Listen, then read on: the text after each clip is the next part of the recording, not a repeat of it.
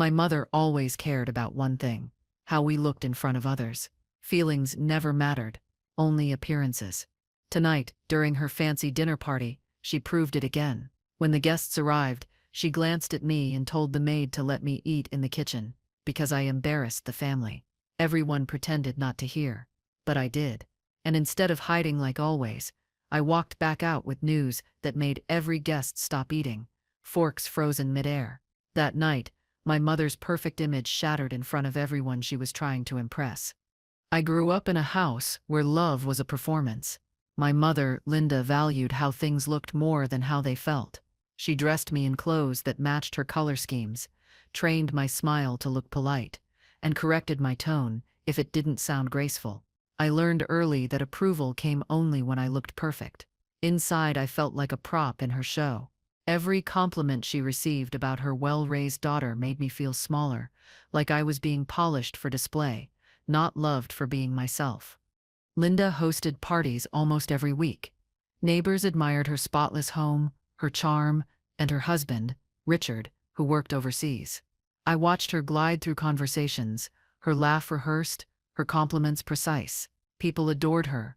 They didn't see how quickly her smile faded when the guests left. Behind closed doors, she became cold, her words sharp as glass. Any mistake from me, a spill, a wrinkled shirt, a stumble, turned into a lecture about ruining her reputation.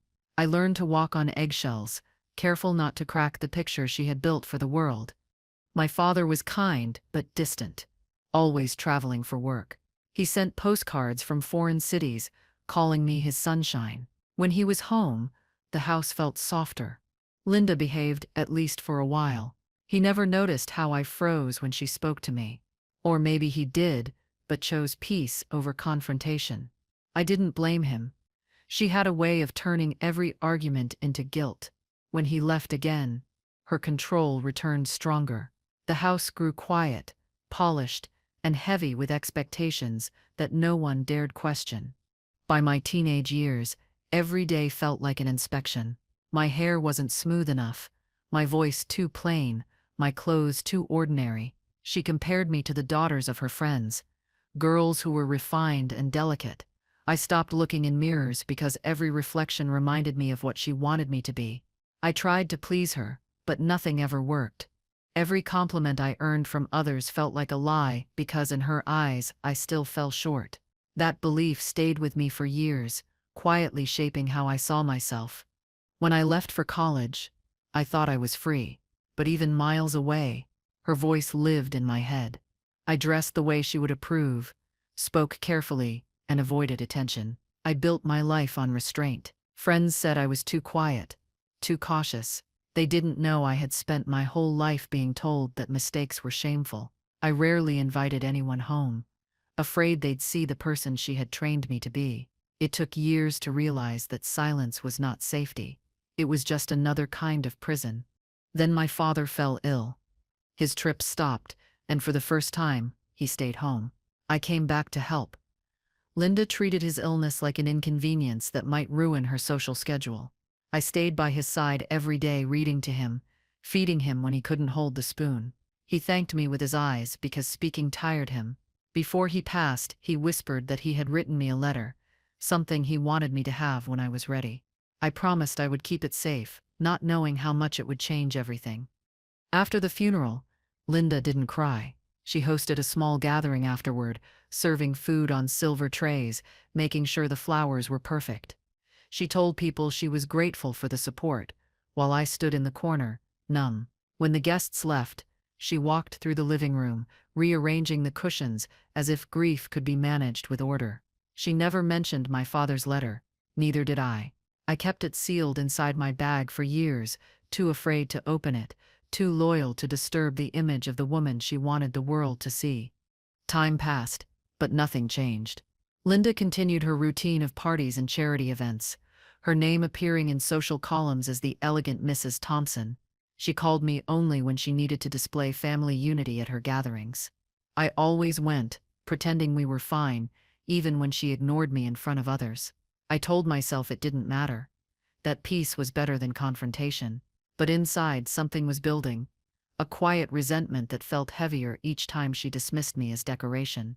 I didn't realize how close it was to breaking. Then one morning, she called and said she wanted me at her next dinner party. She claimed it was important, that certain guests expected me there. I hesitated, but agreed. Maybe part of me still hoped we could fix things, or maybe I just wanted to stop running from her shadow. When I arrived that evening, the house looked just like it always had: shiny floors, glowing chandeliers, and walls covered with portraits of her smiling face beside important people. I felt like an intruder walking into a museum of lies. She greeted me at the door with that familiar, polished smile, the one that hid everything. Her eyes scanned me from head to toe, making sure I looked acceptable. I wore a simple black dress, nothing fancy, but it was clear she didn't approve. She whispered something about wishing I'd put in more effort. Then she turned back to her guests, her tone instantly sweet. I stood behind her like a shadow, just another part of her set design. Every movement in that house was rehearsed. Every smile had a purpose. Guests filled the living room, glasses clinking, laughter spreading through the air. Linda was in her element, telling stories about her travels, her charities, her lovely daughter. I knew the routine by heart. Every guest nodded politely, admiring her taste. I sat quietly near the edge of the room, smiling when expected, silent when not. It was easier that way. I looked around and realized half the people here didn't even know my name. To them, I was just the woman, standing beside perfection, invisible yet necessary to complete the picture.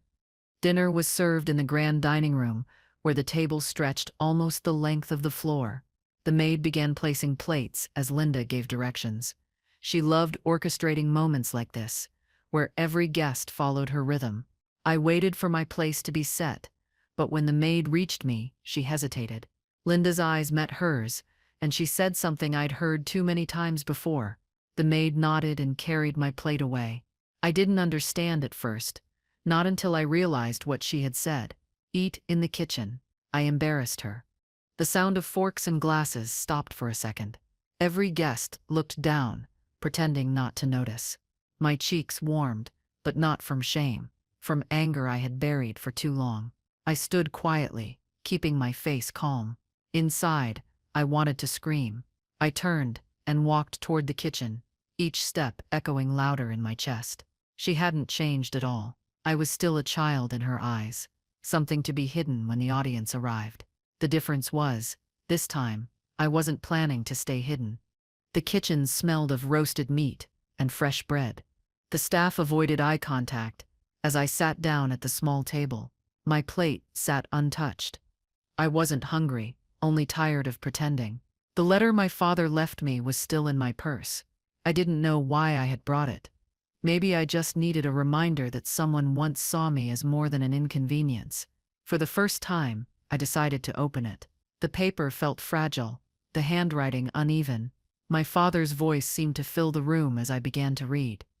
The letter was short but heavy with truth.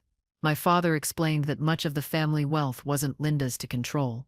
It came from his side of the family and was left in my name, protected by his will. He wrote that he never told her, afraid of her temper, but wanted me to know that the estate was legally mine. My hands shook slightly as I read the last line, where he said he trusted me to use it wisely. I sat there in silence, realizing my mother's empire was built on something she didn't actually own. I sat in that kitchen staring at the letter, unable to move. The sound of laughter from the dining room floated through the door, sharp and distant. My mother's perfect voice carried above the others, talking about her success and her beautiful home. Every word now sounded hollow. That house, that life, the comfort she bragged about, it wasn't hers. For years, she had looked down on me for not fitting her standards. Yet the foundation of her pride was built on something that belonged to me. I folded the letter carefully, feeling something new rising inside me. The weight of the truth made my breathing steady instead of shaking.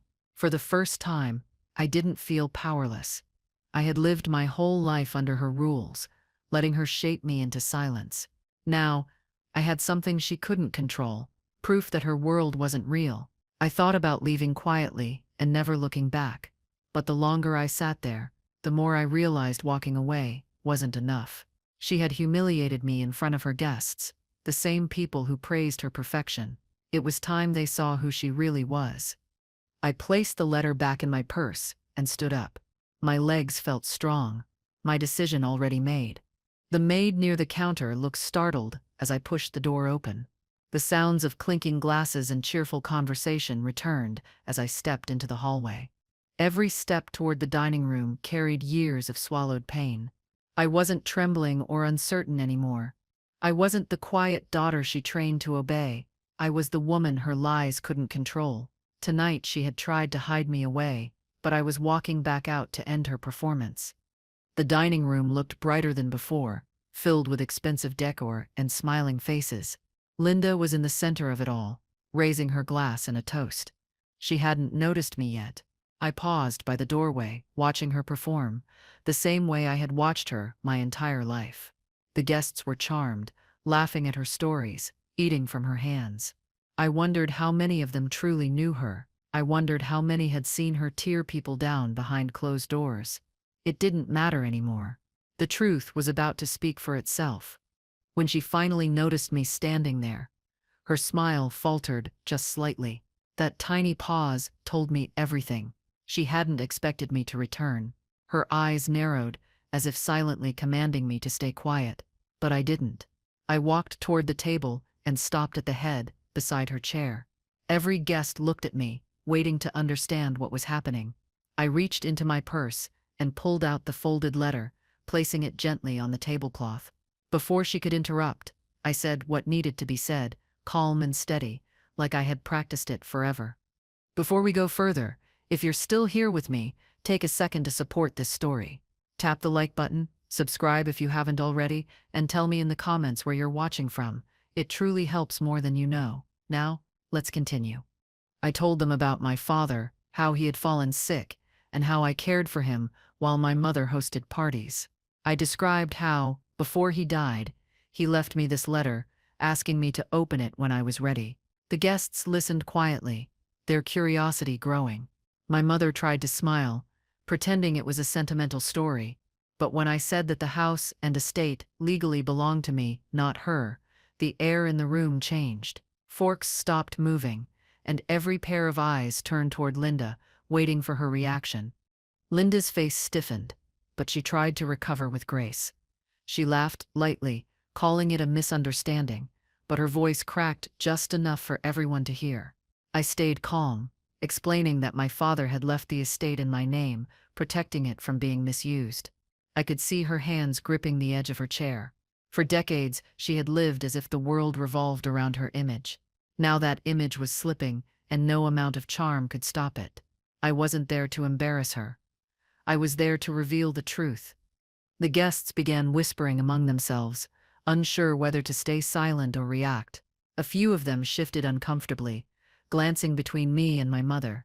Linda's closest friend, a lawyer who often handled family matters, asked if he could see the letter.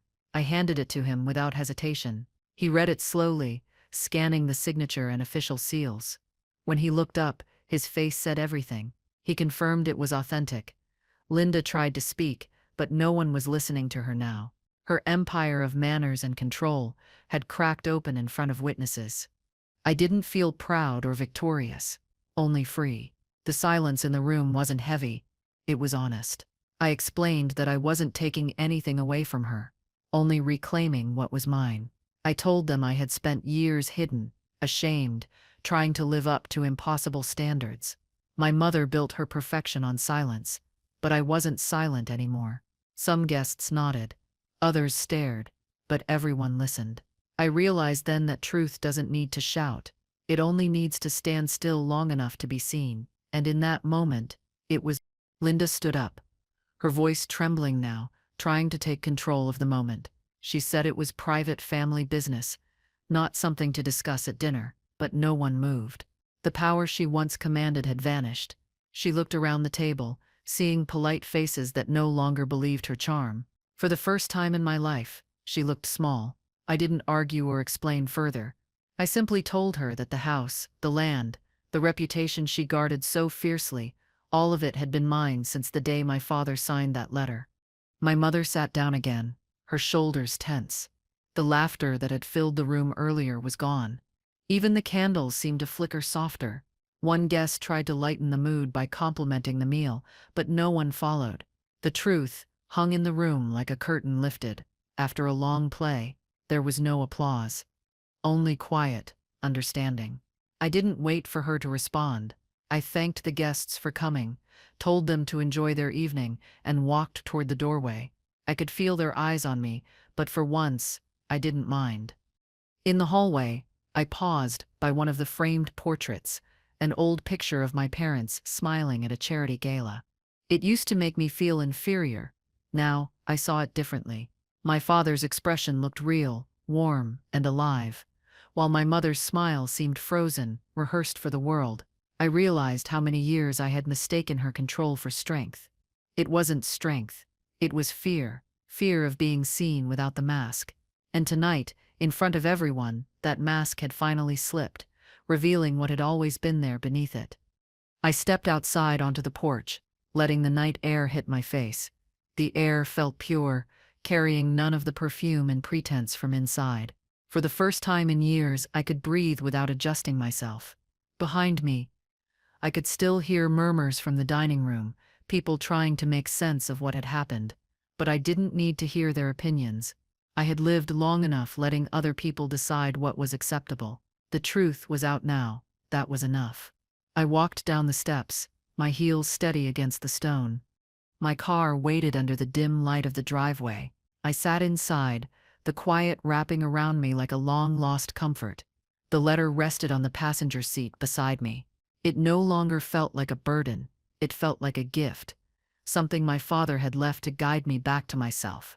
As I started the engine, I glanced at the house one last time. The lights from the dining room glowed through the windows, but the laughter was gone. I didn't know what tomorrow would bring, but for the first time, I wasn't afraid of it. Driving away from that mansion, I felt the weight lift. Every mile between me and that place loosened something inside me. I thought about how many years I had tried to earn my mother's approval, believing it was the key to peace. But peace was never hers to give. It was something I had to find on my own. The truth hadn't ruined me. It had set me free. I smiled softly at the thought of my father's words, knowing that he had always believed in the version of me my mother tried to erase. The next morning, my phone buzzed non-stop. Messages from relatives and old family friends flooded in. Some were shocked, others curious. A few called me brave, while others whispered that I had embarrassed the family. I didn't respond to any of them. I spent the day cleaning my small apartment, listening to music, feeling the quiet peace of an ordinary morning. For once, there was no pressure to look or sound a certain way. I could finally exist without judgment. That silence, the one I used to fear, now felt like home.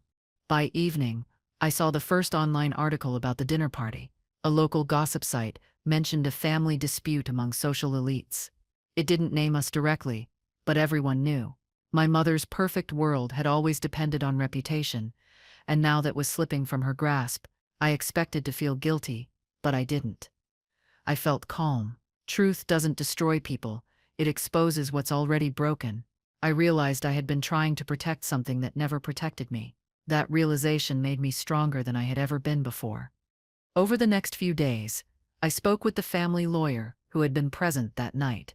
He confirmed the legal standing of my father's letter and assured me that everything in it was enforceable. The process would take time, but there was no question. I was the rightful owner. I didn't rush to take control. I wanted to do it with dignity, not spite. Every document I signed felt like reclaiming another piece of my life. It wasn't about taking revenge. It was about finally being able to live without someone else's version of who I was. A week later, I received an official notice confirming my ownership of the estate. Linda was allowed to stay temporarily while she made other arrangements. The lawyer said she hadn't contested it, which surprised me. Maybe she was too shocked, or maybe she realized there was no point. The woman who had once ruled everything with an iron will now lived under my permission. It wasn't something I celebrated. I didn't want her to suffer. I just wanted peace, and this was the only way to have it. I had waited my whole life for this quiet victory. When I finally returned to the mansion, it felt different. The house no longer towered over me. It felt smaller, quieter, almost human. I walked through the rooms slowly, touching the furniture, the paintings, the windows my mother once guarded like treasures. Each step felt like rewriting a memory. I wasn't afraid to leave fingerprints anymore. The air inside wasn't heavy like before. It was neutral, waiting to be filled with something real. For the first time, this house wasn't a symbol of her control. It was a space that could finally belong to me. I went into my father's old study. Everything was just as he had left it. His books were stacked neatly, his pen resting beside an open notebook. I sat at his desk, feeling his presence everywhere. I whispered a quiet thank you to him, though I wasn't sure if he could hear. The truth he gave me had done more than expose my mother's lies. It had freed me from her shadow. I realized that the only inheritance that truly mattered wasn't money or property. It was courage, and he had given me that long before the letter. I opened the windows of the house for the first time in years. Fresh air drifted in, carrying the scent of the garden outside. My mother always kept the windows closed, afraid of dust or noise disturbing her perfection. I let the curtains move freely, sunlight spilling across the floor. The silence inside was peaceful now, not controlling. I felt like the house itself was breathing again, shedding layers of old rules and unspoken fear. For once, I didn't feel like a guest in my own life. I was home, truly home. I spent the following days cleaning out rooms that hadn't been touched in years. The more I worked, the lighter I felt. I found old family photos, some from before I was born. In one picture, my parents looked young and happy, before the image of perfection had consumed them. I placed that photo on the mantel, where guests could see it. I wanted the house to reflect truth, not performance. My mother's trophies and framed news clippings went into storage. The house didn't need proof of importance. It needed reminders of honesty. At night, I walked through the halls without fear. I remembered all the times I used to tiptoe past her door, worried she might wake up and criticize something about me. Now those memories felt distant, like they belonged to someone else. The woman I was becoming didn't need approval anymore. I had learned that being quiet wasn't strength. It was survival, and I wasn't surviving now. I was living. The stillness of the house felt different, no longer oppressive. It was the sound of peace, the kind that comes after a storm finally passes. A few days later, I received a short message from one of my mother's friends. She said Linda had stopped attending her social gatherings and hadn't spoken to anyone since the dinner. I didn't reply. I felt no need to gloat or check on her. Everyone faces the truth in their own time. For me, that night had been a beginning. For her, maybe it was an ending. Either way, I had no more battles to fight. I stood by the window, watching the sunrise over the estate, knowing I had finally stepped into my own life. The next morning, I walked through the garden my father had loved.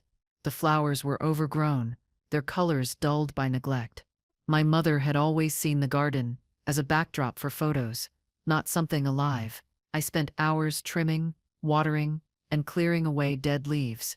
It felt symbolic, like tending to the parts of my life she'd ignored. Each branch I cut reminded me that growth requires letting go. By the time the sun began to set, the place looked different, healthier, brighter. It finally reflected something real, not a picture-perfect lie. Days turned into weeks, and the mansion slowly began to change. I repainted the walls, removed the old drapes, and replaced harsh lighting with warm lamps. The home that once felt sterile now carried comfort. My mother stayed in her room most of the time, avoiding me. We hardly spoke, except when absolutely necessary. I didn't push her. I knew words couldn't fix what had been broken between us. Change didn't need confrontation, it needed time. I wanted her to see that truth could build peace, the same way lies had built distance. One afternoon, while cleaning an upstairs room, I found an old trunk buried beneath blankets. Inside were stacks of letters, all unopened, addressed to my father. The dates went back years. My chest tightened as I realized they were from me. Letters I had written from college and mailed home. Letters my mother never gave him. Dozens of envelopes filled with updates, apologies and love he never received. I sat on the floor, surrounded by pieces of my younger self, realizing how deeply she had controlled even our connection. I cried quietly, not from anger, but from mourning. I spent that night reading a few of those letters out loud in the study. It felt like speaking to my father again. I told him what had happened, how his letter had freed me, and how I had found the courage to reclaim my life. The room felt safe, almost as if it listened. I knew he would have been proud, not because I had taken back the estate, but because I had finally found my voice. For the first time, I didn't need his approval either. I had learned that love didn't need permission to exist. As weeks passed, small memories returned. The smell of his morning coffee, the sound of his humming, the way he smiled when I entered the room. Those moments once felt buried under my mother's noise. Now they resurfaced, vivid and alive. I decided to restore his study, keeping everything exactly as it had been, down to the smallest detail. It became a place of calm, a reminder of truth in a house built on appearances. I began spending mornings there, planning my future, not as my mother's daughter, but as my father's legacy of quiet strength. I noticed my mother growing restless. She would wander through the halls, touching furniture, staring at empty spaces on the walls where her portraits once hung. Her silence was loud in its own way, but it wasn't the silence of control anymore. It was the sound of someone realizing they no longer had power. I offered her tea once. She refused without looking at me. I didn't take it personally. People who live behind masks can't face mirrors easily. I let her have her distance, knowing truth had already done what years of arguing never could. I started to invite a few close friends over. People who knew the real me, not the version my mother invented. We cooked simple meals, shared stories, and filled the house with laughter that didn't feel rehearsed. It was strange at first, hearing genuine joy in those rooms. My mother avoided us, staying upstairs, but I could feel her listening. She had spent her whole life chasing admiration, yet here was something more real, a home filled with warmth, not performance. I wondered if she understood the difference, or if it was too late for her to learn. One evening, I heard faint music playing from her room. It was the old record player my father used to love. I stood outside the door for a moment, surprised. She had always hated that music, calling it too sentimental. I didn't knock. Maybe it was her way of remembering him, or maybe guilt had finally cracked something open inside her. Either way, I let her have that moment. Some forms of healing happen quietly, far from apologies or explanations. It didn't matter whether she said sorry. I just needed her to feel something real again. Every day, I kept working on rebuilding the house's spirit. I repurposed the formal dining room into a studio space.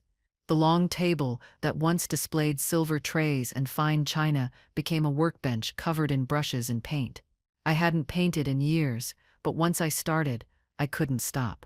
Each canvas became a confession of the life I had lived, some filled with light, others with muted tones of pain.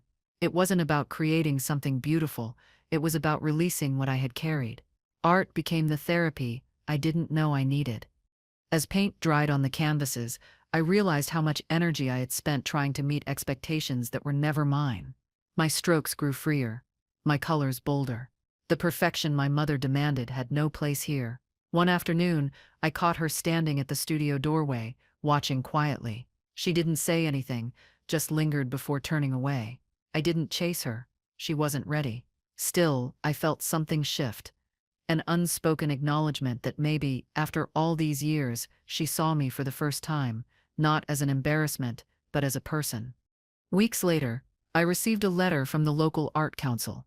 A friend had submitted one of my pieces to an exhibition without telling me. They wanted to include it in their spring show. I almost declined, afraid of attention, but then I remembered my father's words about courage. I agreed. When the day arrived, I stood among strangers, hearing them discuss my work. No one knew my history. They only saw the art. It felt freeing, being known for something I created, not something I inherited. My name finally belonged to me. After the show, I returned home and found my mother waiting in the living room. She looked older, tired, but less guarded. She mentioned she had heard about the exhibition from one of her old friends. I nodded, unsure what she wanted. She said she was glad I had found something for myself. It wasn't quite an apology, but it was more honesty than I had ever received from her. For once, her words didn't sound rehearsed. They sounded human, and that, I realized, was enough for me. I didn't need more. Over time, we developed a quiet rhythm. We didn't argue, didn't pretend. She stayed mostly in her wing of the house, while I managed everything else. Sometimes I'd find her sitting in the garden, staring at the flowers. She never said much, but her presence no longer carried tension. It was strange to coexist in peace, after years of hidden conflict. Maybe we both understood that truth doesn't demand closeness. It only requires honesty. I stopped expecting a relationship like others had with their mothers. Acceptance became my version of forgiveness. One morning, I found an envelope on the kitchen counter. Inside was a short note from my mother. She wrote that she was leaving the house within the week, moving into a smaller place nearby. She said she wanted me to have space to live freely. I sat at the table, reading her words twice. It wasn't emotional or poetic, but it was sincere. For someone like her, that was monumental. I didn't chase after her or ask questions. Sometimes people say sorry by stepping aside and finally letting you breathe. When moving day came, she didn't make a scene. The driver loaded her luggage quietly. She wore one of her elegant coats, still polished, still composed, but her eyes carried something softer. Before leaving, she paused by the doorway and looked at me. No words passed between us, just a long glance that said more than an apology ever could. Then she turned and left. I watched her car disappear down the road, not with bitterness, but with understanding. Her leaving wasn't abandonment. It was release for both of us. After she left, the house felt different. The quiet no longer felt tense. It felt open, like space for something new. I walked through each room, letting the sunlight fill every corner. I realized that I didn't need to erase her completely. The lessons she taught, even the painful ones, had shaped my strength. Without her, I might never have learned the value of truth or the cost of pretense. She had built a world of appearances, but I had learned how to build one of meaning. The difference between us finally felt clear. That evening, I stood in front of the mirror she used to criticize me with. The same one where she'd fix my posture and comment on my flaws. I looked at myself the way I used to look at her reflection, searching for approval. But now I saw something else. Peace. My face wasn't perfect, my hair wasn't flawless, but I saw someone who had survived and grown. I touched the mirror gently, almost as if forgiving it too. It had reflected her voice for too long. Now it finally reflected mine. I invited my closest friends to a small dinner at the house. Nothing fancy, no silverware or champagne, just simple food, laughter, and warmth. We sat in the same dining room where I had once been told to eat in the kitchen. The irony wasn't lost on me. As we talked and shared stories, I realized how far I had come from that night. The humiliation that once burned now felt like a turning point. What had been a moment of shame had become the start of everything good in my life. Later that night, when everyone had left, I walked into the kitchen. It was spotless, quiet, and full of memories. I thought about that evening, when I sat there with my father's letter, scared but determined. I opened a bottle of wine and sat at the same small table, this time smiling. The same walls that once heard my silence, now heard laughter. It was strange how a single room could hold both pain and peace, depending on who you were when you entered it. That night, I felt proud of the woman who had walked back out. The next morning, sunlight poured into the house through open windows. Birds gathered near the garden, and the air smelled like rain. I stood outside with my coffee, looking at the sky. Everything felt alive again, and so did I. The pain of my childhood didn't disappear, but it no longer defined me. It had become a story I could tell without shaking. I understood now that truth doesn't just free you from others, it frees you from yourself. For the first time, I was living, not surviving, and that felt like a quiet miracle. In the following months, I started volunteering at a local shelter that helped young women rebuild their lives after family trauma. Listening to their stories reminded me of my own. I shared parts of my journey, not to seek sympathy, but to show them that freedom was possible. Many of them cried, thanking me for giving them hope. I realized my pain had a purpose now. it could help others find their voice. The cycle of silence that began with my mother was ending with me. That thought filled me with gratitude instead of bitterness. My story began to spread through the community. People invited me to speak at events about healing, inheritance, and reclaiming self-worth. I was nervous at first, but once I started talking, words flowed naturally. I spoke about living under control, breaking free from expectations, and finding peace through truth. People related deeply. Some came up afterward to say my story felt like theirs. I never imagined my private pain could turn into something that gave others strength. It made me realize that sharing truth multiplies its power, reaching hearts that silence never could. The house transformed even more as months passed. The rooms were filled with paintings, books, and life again. I started growing herbs in the kitchen window, cooking meals that filled the air with warmth. Guests who visited said it didn't feel like the same place anymore. They were right, it wasn't. The mansion had been built on appearance, but now it stood for authenticity. Every corner reflected peace, not performance. It became a living symbol of what happens when truth replaces pretense. It finally felt like a home built on love, not reputation. One afternoon, as I was painting near the window, I saw my mother walking through the garden gate. She had come alone, dressed simply, without jewelry or polished makeup. I met her halfway, unsure of what she wanted. She said she missed the garden, that she wanted to see how it had grown. We walked together without saying much. The silence between us didn't hurt anymore. It was calm, respectful, and strangely healing. For the first time, we weren't pretending to be anything. We were just two women who had finally stopped performing. Before she left, my mother looked around the garden one last time. She told me it was beautiful, her voice low and sincere. I nodded, thanking her softly. There was no grand apology, no emotional reunion, just peace. That was enough.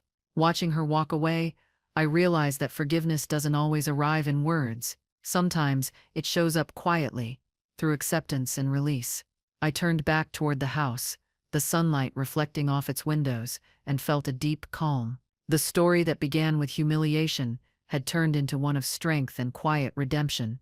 After that day in the garden, something in me shifted completely.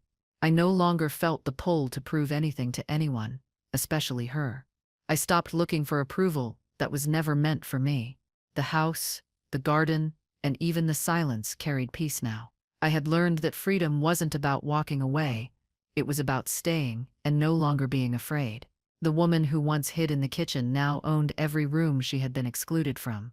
The same walls that once confined me now echoed with calm, real laughter. I began teaching weekend art classes in town.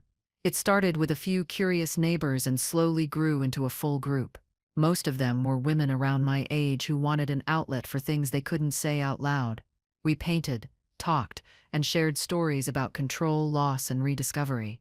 I didn't realize it at first, but those classes became something larger than painting. They became a safe space.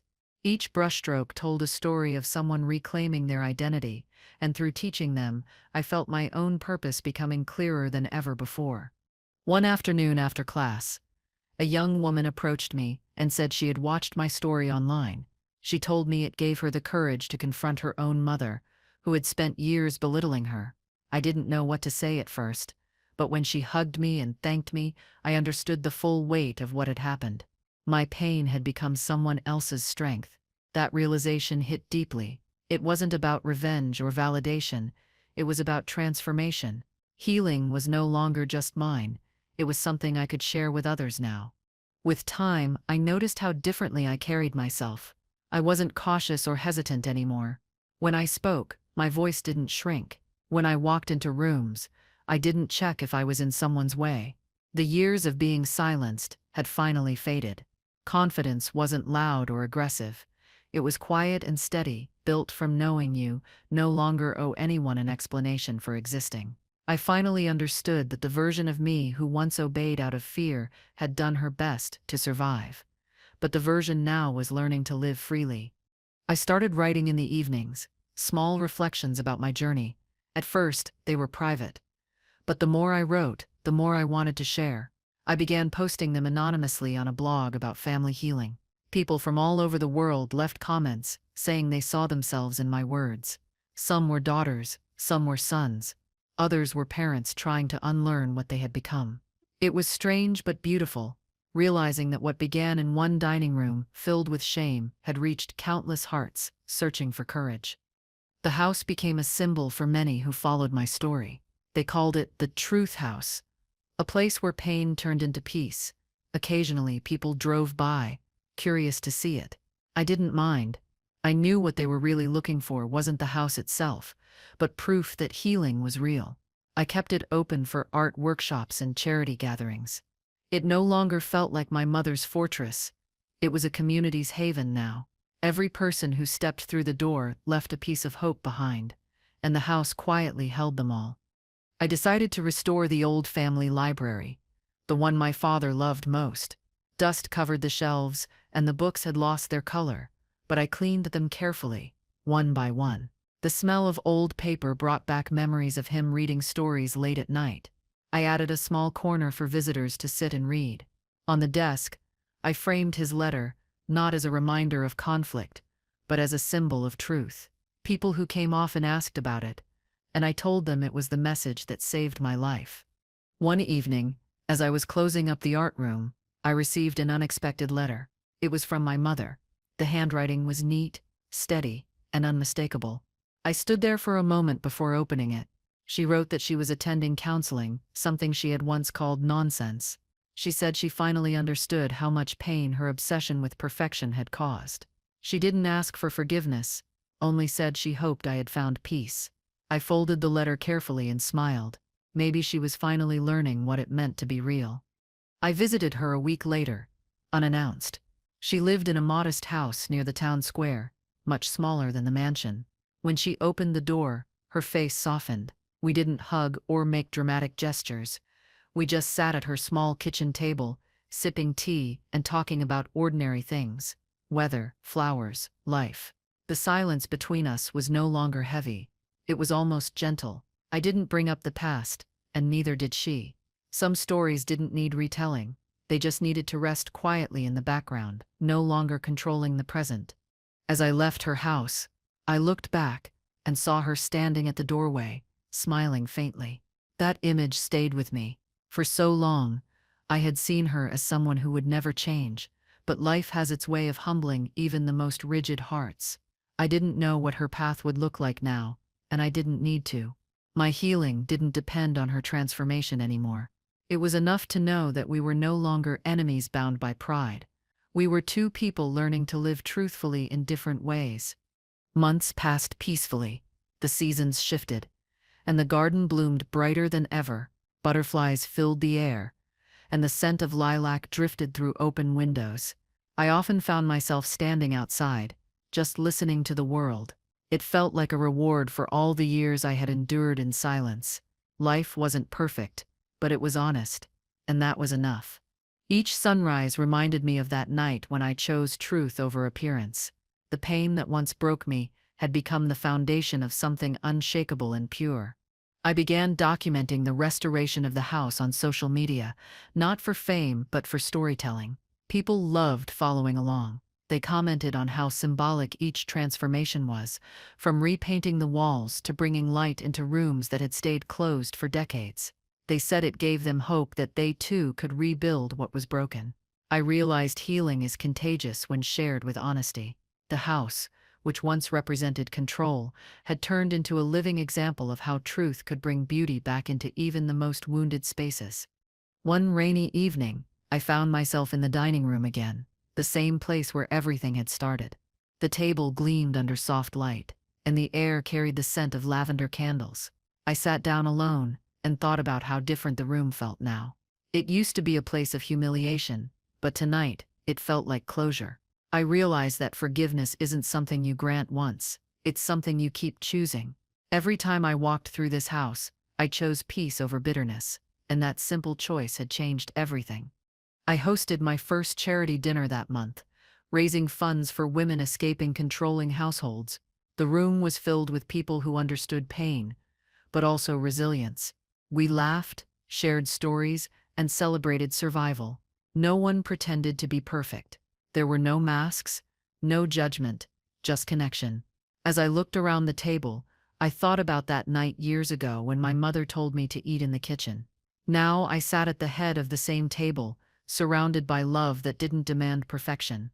The irony was beautiful and deserved. The dinner ended with quiet conversation and gratitude. Guests thanked me for opening my home and my story. As I walked them out, one older woman held my hand and said that courage doesn't always roar. Sometimes it whispers in moments like these. Her words stayed with me. It reminded me that strength had many faces. Mine didn't come from defiance, but from choosing truth when silence was easier. That night, I stood in the doorway watching the guests leave, feeling my father's presence close, proud of the peace that had finally filled his home. Days later, I found a small package on my doorstep with no return name. Inside was a gold bracelet with a note that read, "For the daughter who taught her mother what grace looks like." My hands trembled slightly as I read it.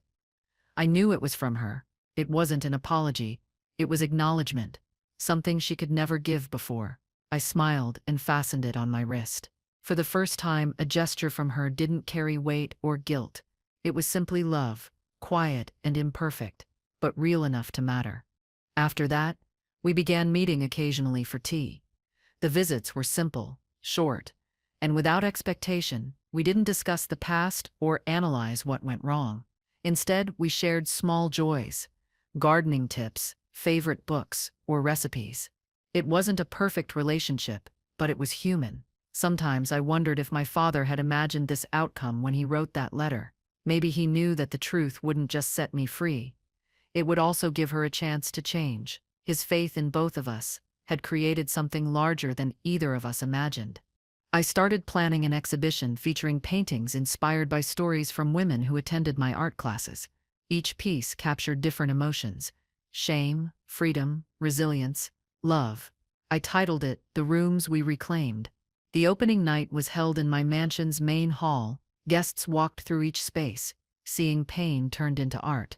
My mother attended quietly, standing in the back. She didn't approach me, but I caught her looking at one canvas for a long time, the one of a woman standing in a bright kitchen, holding a letter. It was unmistakably our story.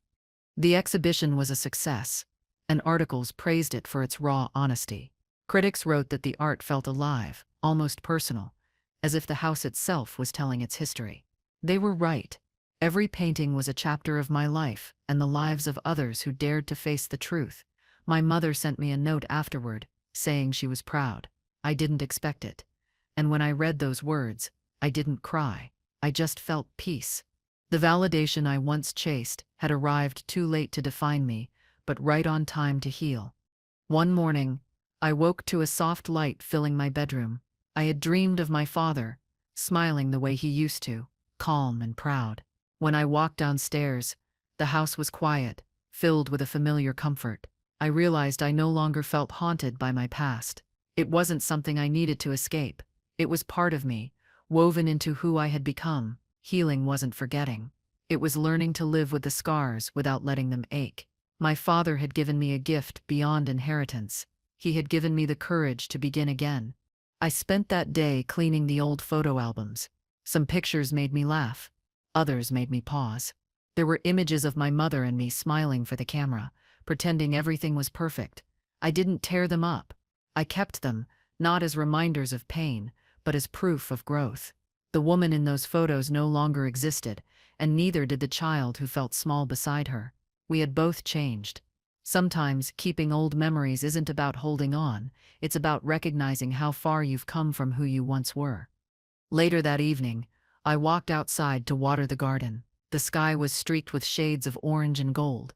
I noticed new buds growing in places I hadn't planted anything. Maybe seeds from earlier had found their way into the soil and decided to bloom now. It felt poetic, in a quiet, natural way. Growth happens where it's meant to, even when you stop expecting it. The garden had become a reflection of my life, once controlled, now alive and wild in the most beautiful way. I smiled, feeling grateful for every scar that led here. That night, I lit a candle in my father's study and sat at his desk. I opened his old journal, reading his notes about life, work, and family. He had written about wanting me to grow into someone unafraid of truth.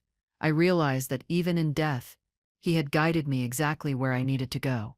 I whispered a thank you into the quiet room. The candle flickered softly, and I felt something like peace settle in the air. It was as if the house itself exhaled, content that the story had finally come full circle. In the months that followed, my art gained attention beyond our town. Invitations came from galleries in nearby cities. People wanted to hear about how I turned pain into purpose.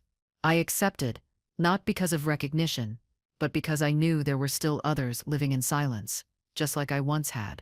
Each time I spoke, I saw faces light up with understanding. My story had become a bridge, connecting people through truth. I realized healing doesn't just repair one person, it ripples outward, touching lives you may never even meet.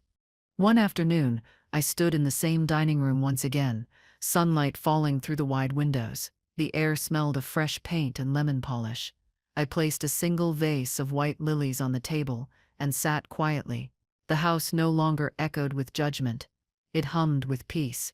I thought of my mother, my father, and the girl I used to be. Everything that once hurt had turned into understanding. The journey that began with humiliation had ended in grace, and in that stillness, I finally felt completely, unshakably free. Months later, as summer rolled in, the estate became a place of gatherings again, but this time, the faces were different. Artists, writers, and dreamers filled the halls once ruled by pretense. They came not to impress, but to connect. The laughter was genuine, the conversations real. No one cared about table settings or perfect posture. I looked around and saw what my father always wanted the house to be, a living space for authenticity. It struck me that what had once been my cage had turned into a sanctuary for people just trying to be themselves. My art classes expanded into weekend retreats. Women from all over the country came to paint, write, and share stories. Some arrived fragile, others angry, but all left lighter. They often said they felt like they had stepped into a story of rebirth. I didn't plan it that way. It just happened naturally. The energy of the house seemed to heal anyone who entered it. Every time I saw them laughing on the porch or walking through the garden, I knew the pain that built this place had finally found purpose. That was its redemption. In the evenings, when everyone left, I often sat outside under the stars with a cup of tea. I thought about how everything had changed, not just for me, but for the entire legacy of our family. The shame, the silence, the obsession with perfection. It had all dissolved into something honest. I realized that healing wasn't about forgetting the past. It was about transforming it into wisdom. The stars looked clearer now, almost as if the world itself was lighter. The peace I felt didn't need words. It simply lived in the quiet around me. One day I received an invitation to speak at a national women's conference. The topic was rebuilding after control. At first, I hesitated. Sharing my story on such a large stage scared me. But then I thought about the woman who had once eaten alone in the kitchen, and I knew she deserved to stand in front of that crowd. I accepted. When the day came, I stood at the podium, heart steady, voice calm.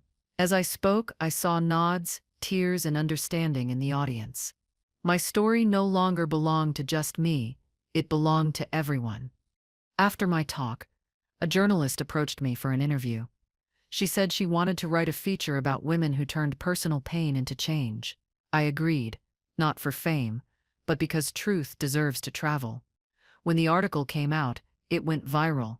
The title read, "The Woman Who Rebuilt Her Life After Her Mother Tried to Hide Her."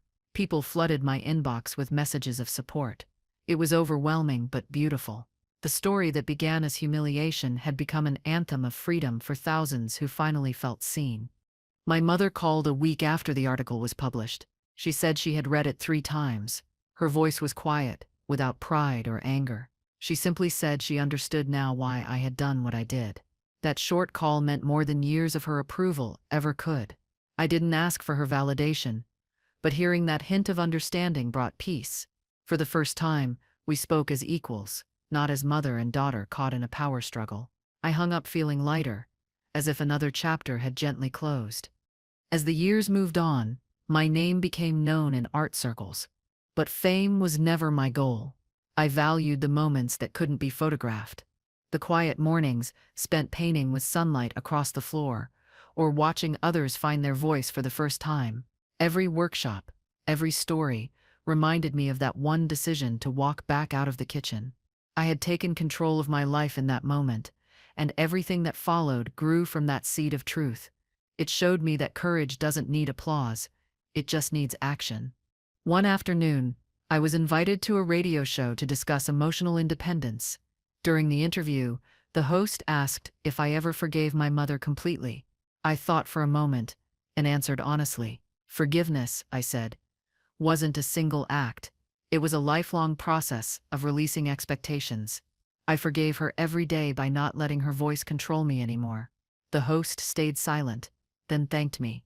Later, listeners wrote that my words had helped them heal old wounds. That day, I realized my story had become a mirror for others to see their own strength. The more I shared my journey, the more I learned about others.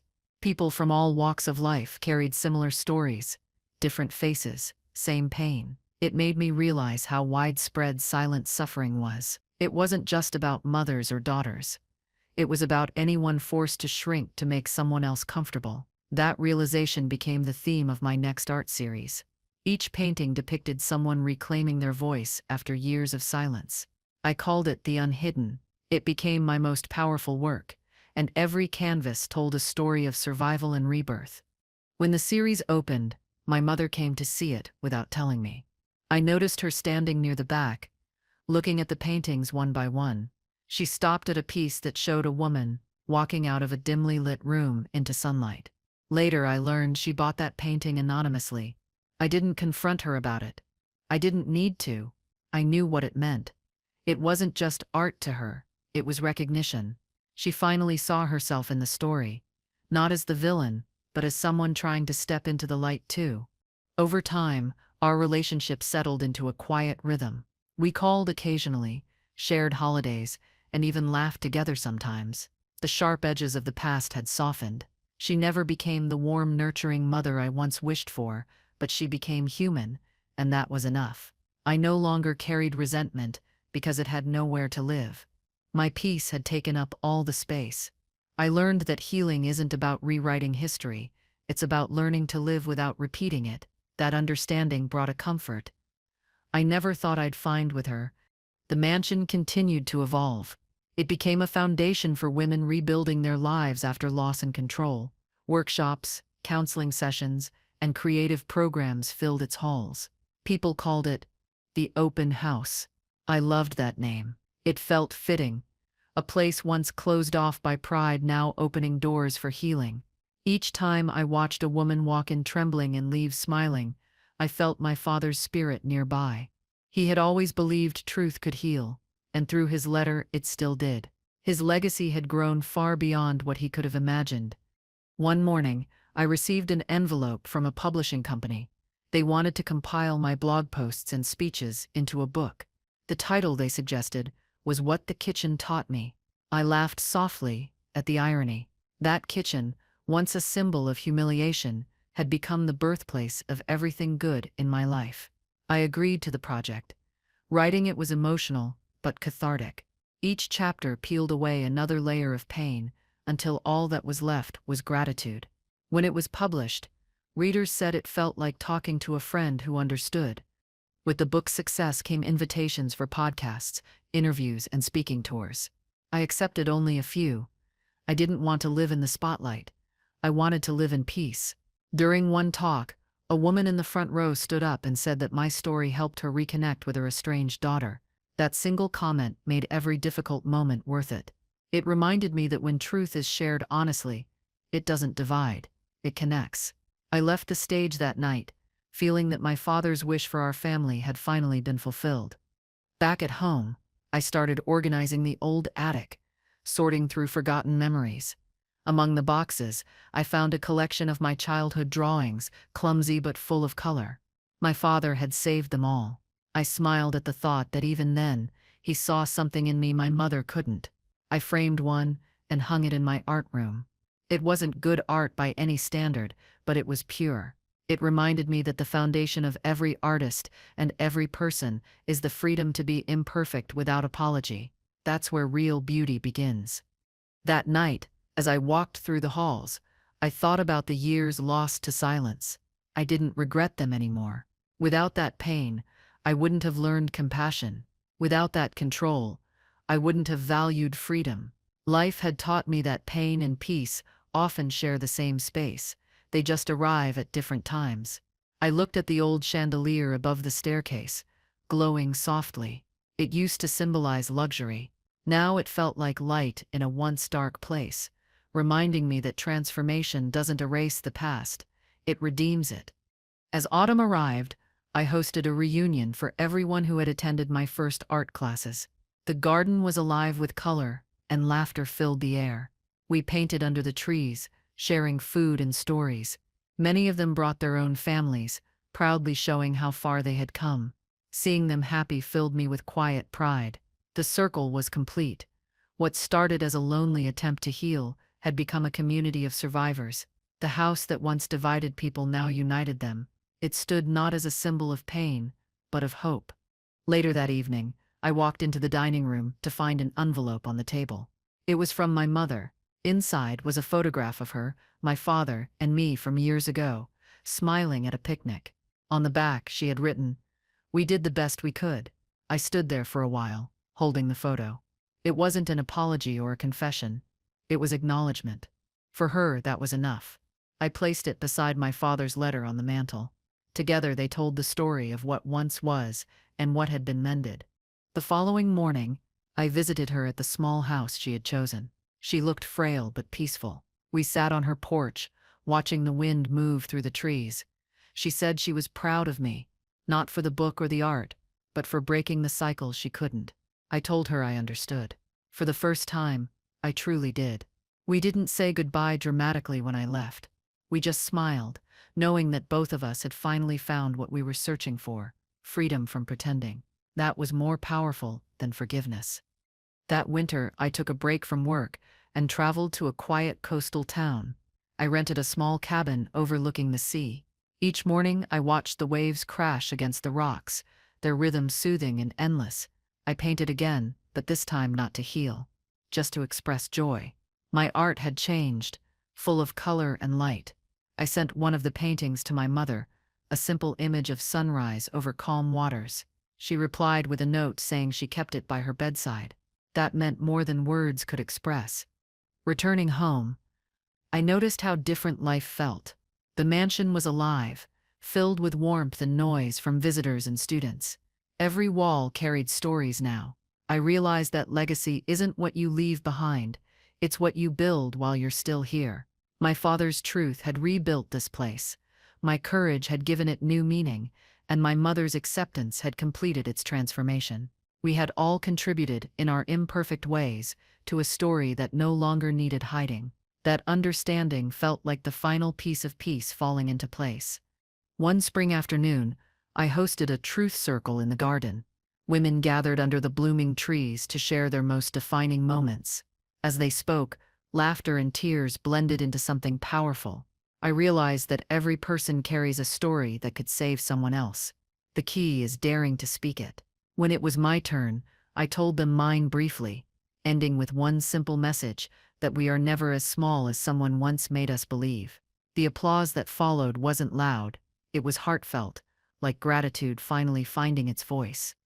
That evening, after everyone left, I stood by the garden gate, where my mother once told the maid to let me eat in the kitchen. The memory no longer hurt. It had become distant, almost like a story I'd heard about someone else. I smiled, realizing that every humiliation I had endured had been transformed into strength. I wasn't the same woman who once cried in that kitchen. I was the woman who turned pain into peace, isolation into connection, and that realization was the truest victory I could have ever asked for. The sun began to set, bathing the garden in gold. I walked along the path my father used to take, his favorite one lined with white roses. Each bloom seemed to glow in the fading light. I whispered a thank you to him again, feeling his presence close. He had given me more than an inheritance. He had given me the truth that rebuilt our entire world. I knew wherever he was, he could finally rest, knowing that his daughter had turned every broken piece into something beautiful and lasting. As night fell, I sat on the porch, the same place where everything had begun. The air was calm, the world quiet. I thought of my journey from the girl silenced by appearances to the woman who embraced truth, no matter the cost. The road had been long, but it had led me exactly where I needed to be. I looked at the stars, the same ones my father once pointed out, and smiled. The story that started with shame had ended in peace. I had reclaimed my place, not just in the house, but in my life. In the following months, peace settled into every part of my life. I woke early, painted when I felt inspired, and spent afternoons reading in the garden. The house no longer carried echoes of the past. It carried life. I often thought about how close I had come to disappearing into silence forever. It amazed me how a single act of courage, walking back into that dining room, had changed everything. That moment became the turning point not only for me, but for everyone who learned through my story that truth can rebuild what shame destroys. When autumn returned, the trees around the estate turned shades of red and gold. The garden looked like fire under the sunlight. I decided to host a small reunion for those who had helped me through my transformation. Old friends, students, and neighbors arrived with flowers, stories, and laughter. There were no cameras, no formal speeches, just people who cared about each other. I watched them gather around the long wooden table and thought of my mother's dinner parties. The difference was striking. This time, no one wore masks, and no one was asked to hide who they were. During the evening, as everyone ate and talked, I took a quiet walk to the edge of the garden. The night breeze carried music from the house. I looked back at the glowing windows and smiled. For so long, I had wanted to belong. Now I did, but not because I had changed for others. I belonged because I had learned to accept myself as I was. The loneliness I once feared had turned into peace. The woman who once felt invisible had become the heartbeat of the home that once silenced her. When the guests left that night, I stayed outside watching the lights fade one by one. The silence felt warm, not empty. I realized that the love I had searched for had been present all along. It just needed truth to uncover it.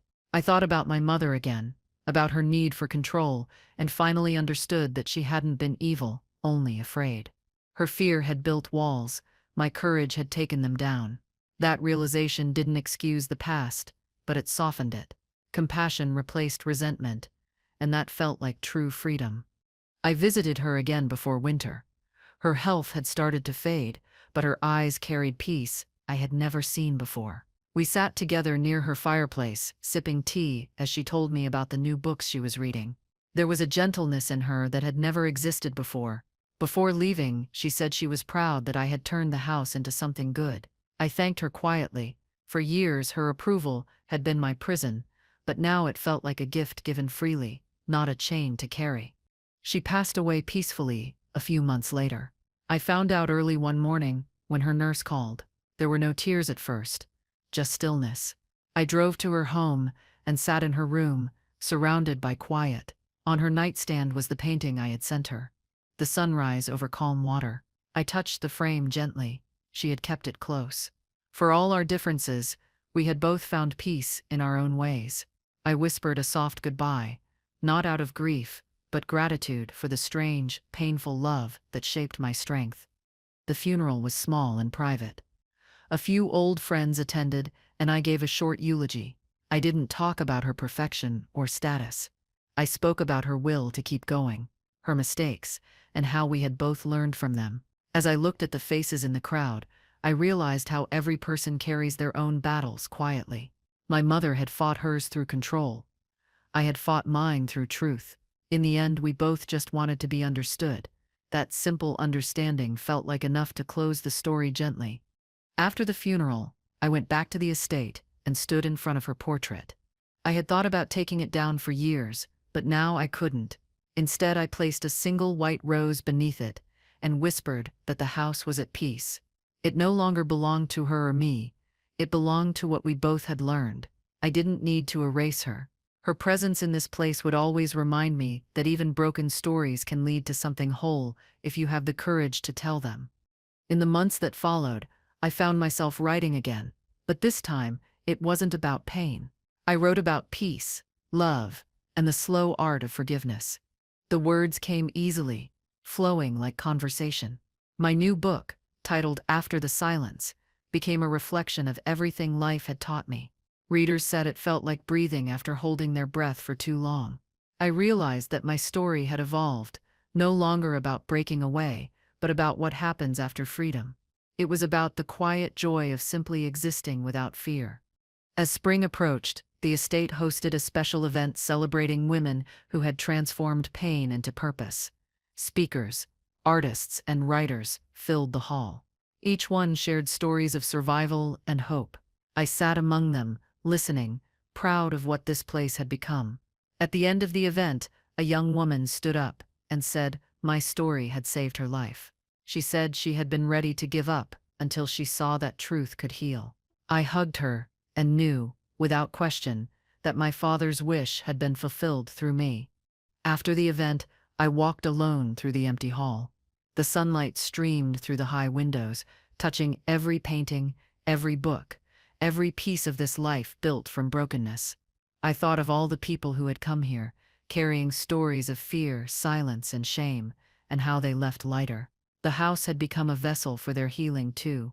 It struck me how powerful honesty could be when shared openly. My mother once believed appearances gave strength, but it was truth that had made me unbreakable.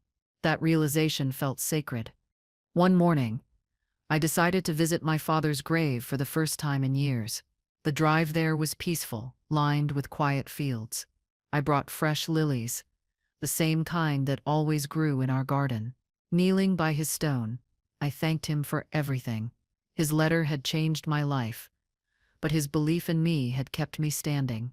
I told him about the house, the art, and even about my mother's peace at the end. I hoped he knew that his courage to trust me had restored everything that once seemed lost. On my way back, I stopped by a small cafe my parents used to visit. The owner recognized my name and told me how often my father talked about me. He said my father once told him I would change lives someday. I smiled at the thought that he had seen something in me long before I saw it myself. Sometimes, people plant faith in you that blooms only years later. I left the cafe feeling lighter, certain that both my parents had finally found rest through the life I had built from their lessons. Returning home, I walked through the main hall, stopping at the large window that overlooked the garden. The air smelled of fresh rain. The roses were blooming again, white and radiant. I stood there for a long time, remembering every version of myself that had existed in this house. The frightened girl, the angry woman, the one searching for peace. They all belonged here. I wasn't trying to erase who I had been. Every stage of that journey had shaped me into someone capable of love, forgiveness, and truth. That was my inheritance. That summer, I began a mentorship program for young artists who struggled with confidence. Many of them came from difficult homes, afraid to express themselves. I taught them not just technique, but courage, to create without apology, to live without shrinking. Watching them grow reminded me of my own path. One evening, a student told me she wished she had a mother like me. I smiled softly and said I had once wished for one too, but life had a way of making us into what we needed most. Her words stayed with me long after she left.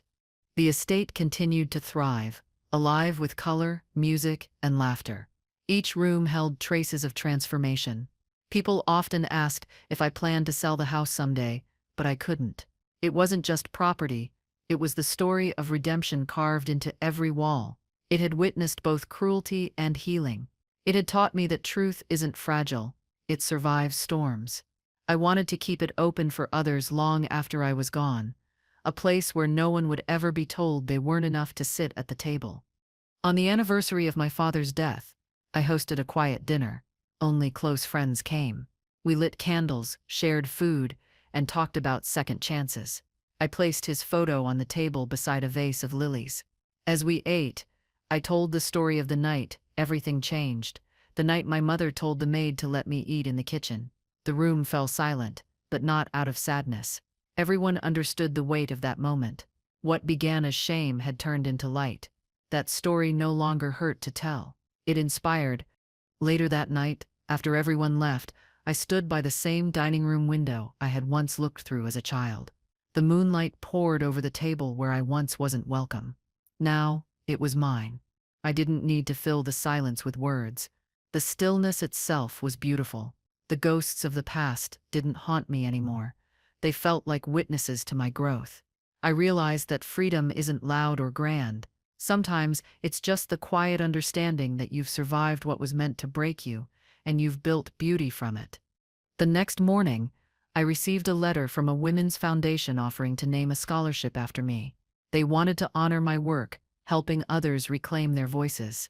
I accepted with gratitude. Knowing that my story would continue helping people long after me felt humbling. I thought of my mother again, realizing that in her own way, she had taught me resilience. Even her flaws had shaped my purpose. Sometimes love arrives disguised as pain, and only time reveals what it was truly trying to teach. That truth stayed with me always. In the evenings, I often sat on the porch, watching the sky fade from gold to blue. The sounds of laughter drifted from the garden as new students painted under lanterns. I listened quietly, smiling at how life had come full circle. The girl who once sat alone in a kitchen was now surrounded by people who felt seen because of her. That realization never stopped humbling me. It reminded me that every moment of pain had a purpose. Every scar had a story, and every truth, no matter how hard, was worth speaking. Years passed, but the memory of that dinner never faded. I often told it in my speeches, not as a story of revenge, but as one of awakening. People always gasped when they heard about my mother's words, but I told them it wasn't cruelty that shaped me. It was choice. I chose to stop hiding. That choice changed everything.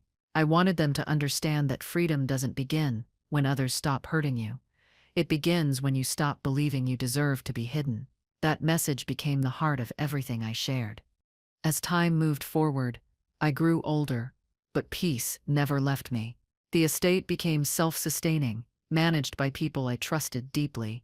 I spent my days painting, teaching, and writing letters to people who reached out for help. Every message I sent carried the same reminder that their voice mattered. Some wrote back saying it saved them. Each one felt like a ripple of hope spreading outward. My life had become bigger than my pain, bigger than my mother's control. It had become a testament to what truth can build when you dare to live it fully. One morning, while walking through the garden, I stopped by the small bench near the lilies.